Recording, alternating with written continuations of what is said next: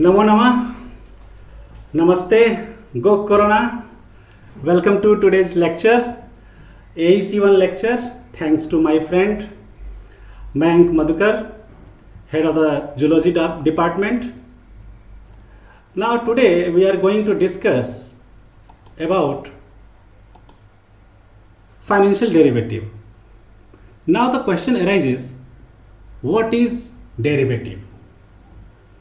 The word derivatives originated in mathematics and refers to a variable that has been derived from another variable. For example, let us take example. Celsius could be derived from a measure of temperature in Fahrenheit. In financial sense, a derivative is financial product which had been derived from a market for another product. If we talk about factor market, the demand for factor market is derived from product market. As for example, demand for labor is derived from the demand for the commodity market. A derivative security is a financial contract whose value is derived from the value of something else, such as a stock price, commodity price, or even index of price. Let us take layman example. Curd, which is derivative of milk. Price of curd depends upon the price of milk, which in turn depends upon the demand and supply of milk. So in this example, curd is derivative of milk. So curd is derivative, but milk is basic asset, underlying asset. And the demand for curd depends upon the demand for milk, or price of curd depends upon the price of milk, which again in turn price of milk depends upon demand and supply of milk or the market of milk. So in this case, curd is derivative of milk. Derivatives are financial instruments whose value depend upon or is derived from some underlying assets. Now, what is underlying asset? The basic asset. And derivative is derived one. The underlying asset can be real asset such as commodities or financial assets. Let us take example. In case of gold future. So gold future is financial derivative, but the underlying asset is gold, which is basic asset.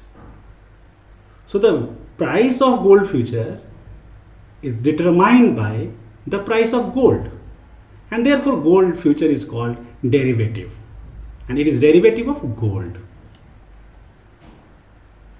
A derivative does not have its own physical existence. It is only a contract between parties. Let us discuss types of derivatives. There are mainly two types of derivatives, financial derivative and commodity derivative. And the basic difference between these two is only the underlying asset, the basic asset. Financial derivatives are those derivatives where underlying asset is financial asset such as stocks, bonds, currency, interest rate, etc. Commodity derivative. Commodity derivatives are those derivatives where underlying asset is physical or real, such as wheat, rice, etc. Now let us discuss types of financial derivative. Before discussing financial derivative, it was important to understand what is derivative and what are its types. Now, forwards, futures, options, swaps. These are the four types of financial derivatives. In this lecture, we will discuss the first two, forwards and futures. In the next lecture, we will discuss in detail about options and swaps. So in an examination there may be question, what is difference between forwards and futures? So let us discuss meaning. Forward contracts are private bilateral agreement between two parties to buy and sell a specified asset at a specified price on a specified future date. So forward reduces somehow market risk, but it is not able to reduce default risk. Why? Because forward is a contract between two parties, bilateral agreement. It means the contract between two parties, but in this case the contract is done for a specified price. So therefore market risk reduces, but we don't know about the counterparty risk, maybe higher. Now let us discuss the meaning of future. Futures contract are exchange traded. It means it is traded at stock exchange. And a standardized contract. It is already standardized contract is that contract which is the terms and conditions are already set. But in case of forward, it's a customized contract, because two party can decide terms and conditions. But in case of future, the terms and conditions are already decided by the regulatory authority. As we discussed that forwards are the agreement between two parties, therefore there is possibility of default risk. In case of future, there is a clearing house which guarantee the transaction. Therefore, it minimizes the default risk. In case of forwards, there is low liquidity, but in case of future, there is a high liquidity.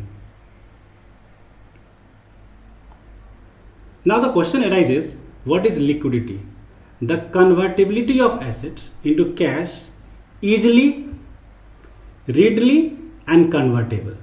So in case of forward, there are only two parties.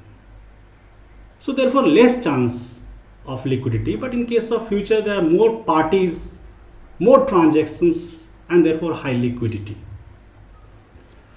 Forward contracts are settled at the end of the contract, but future contracts are settled day by day until the end of the contract. In case of forwards, no requirement for depositing margin money by either party is required. But in case of future, margin money is required. And we have to deposit margin money with the exchange. That exchange means stock exchange. In case of forwards, price discovery is not efficient. But in case of future, price discovery is efficient. And price discovery is efficient where there are large number of transactions. But in case of forward, there is transaction between two parties, so therefore price discovery is not efficient. So that is the basic difference between forwards and futures. In the next video lecture, we will discuss in detail about option and its payoff. Thank you. Thank you very much. Namo Namah. Stop recording.